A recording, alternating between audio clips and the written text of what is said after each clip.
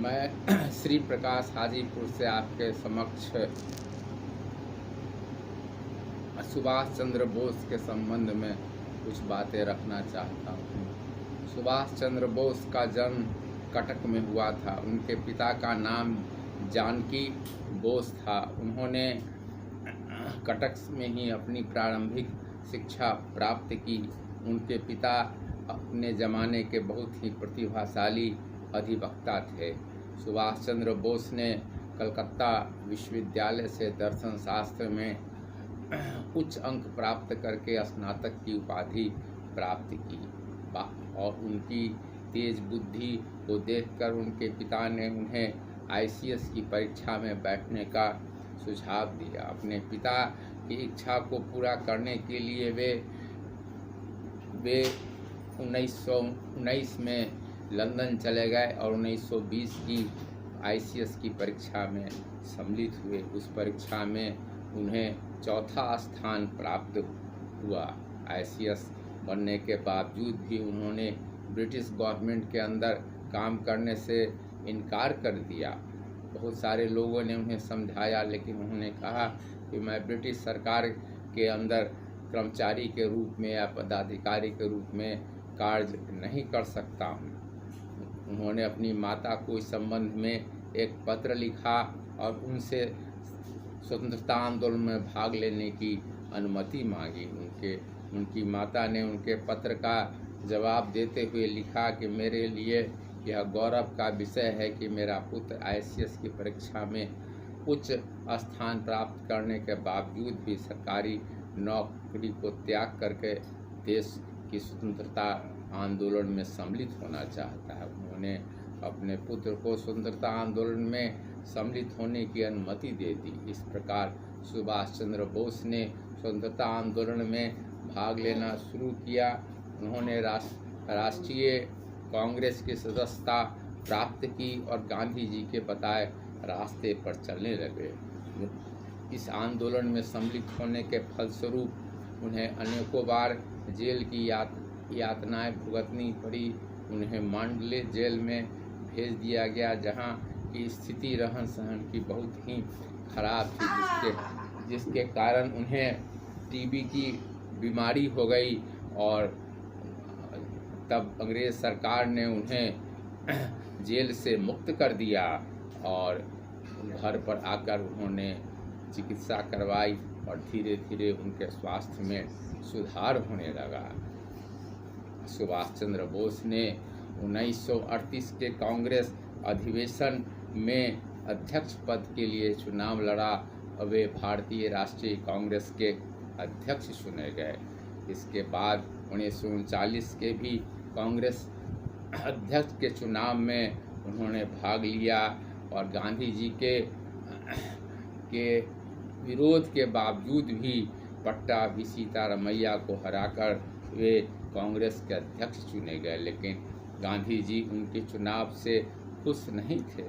उन्होंने गांधी जी से इस संबंध में बात की तो गांधी जी ने कहा कि तुम अपने विचार को त्याग दो और हिंसा के रास्ते से देश को स्वतंत्र करने के अपने विचार को अगर त्याग देते हो तो कांग्रेस अध्यक्ष के रूप में कार्य करने में तुम्हें कार्य करने के लिए मैं अनुमति दूंगा और मुझे कोई आपत्ति नहीं है।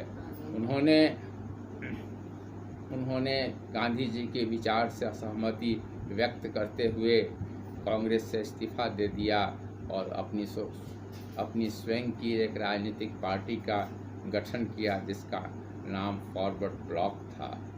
उसी समय द्वितीय विश्व युद्ध की शुरुआत होने वाली थी। देश में इसको लेकर के काफ़ी हलचल थी और विभिन्न नेताओं ने इस द्वितीय विश्व युद्ध के संबंध में अपनी अपनी नीतियों की घोषणा की।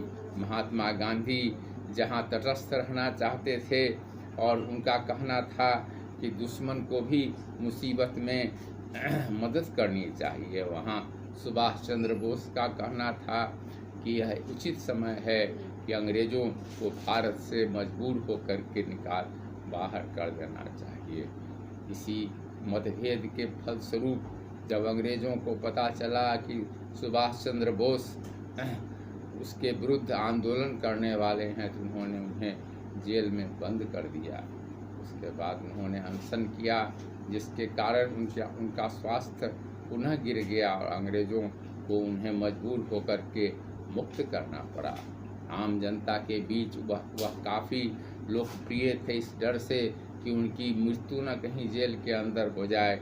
अंग्रेज़ों ने उन्हें मुक्त करके घर के अंदर ही नज़रबंद कर दिया और बाहर में पहरा बिठा दिया।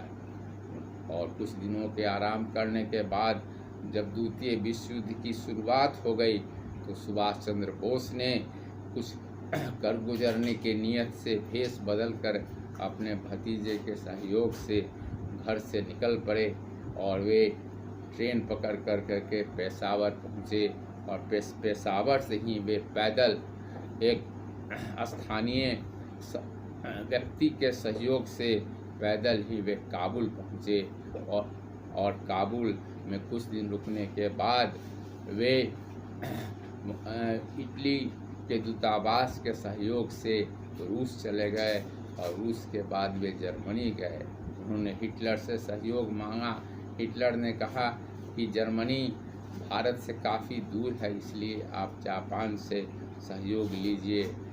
हिटलर ने उन्हें जापान जाने में सहयोग करने हेतु सहमति व्यक्त की और उन्हें पनडुब्बी में बैठाकर जापान भेजा गया। जापान ने उस समय के प्रधानमंत्री तोजो ने सुभाष चंद्र बोस को सहयोग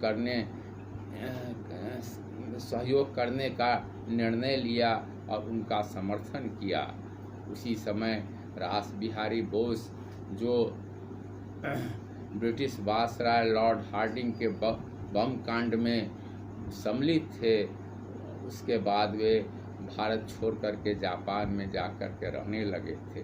उन्होंने भारतीय सिपाही जो अंग्रेजी सेना में काम करते थे, उन लोगों के सहयोग से आज़ाद हिंद फौज का गठन किया और भारत सशस्त्र संघर्ष करने हेतु आगे बढ़ने का निर्णय किया। जब सुभाष चंद्र बोस वहां पहुंचे तो उन्हें आज़ाद हिंद फौज का सेनापति बनाया गया और उनके नेतृत्व में आज़ाद हिंद फौज ने भारत को स्वतंत्र कराने हेतु संघर्ष शुरू किया और वह सिंगापुर को जीतता हुआ भारत की सीमा तक आज़ाद हिंद फौज पहुंच गया और वहां राष्ट्रीय ध्वज को फहराया गया। सुभाष चंद्र बोस का कहना था कि तुम मुझे खून दो, मैं तुझे आज़ादी दूंगा। इस तरह से उनका स्वप्न था कि दिल्ली पहुंच करके लाल किले पर राष्ट्रीय ध्वज फहराया जाए।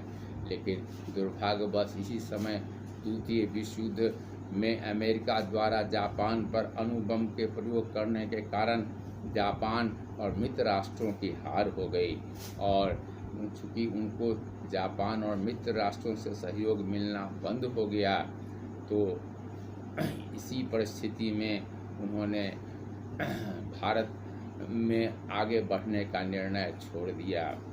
और ऐसा कहा जाता है कि एक विमान दुर्घटना में उनकी मृत्यु हो गई, लेकिन इस संबंध में अन्य धारणाएं भी हैं। लेकिन उसके बाद सुभाष चंद्र बोस का कोई भी अता पता नहीं चला और वे सदा के लिए दुनिया के सामने से ओझल हो गए। सुभाष चंद्र बोस ने स्वतंत्रता आंदोलन में जो भूमिका अदा की और अपना जो त्याग किया, उसका भारतीय इतिहास में अत्यंत महत्वपूर्ण स्थान है।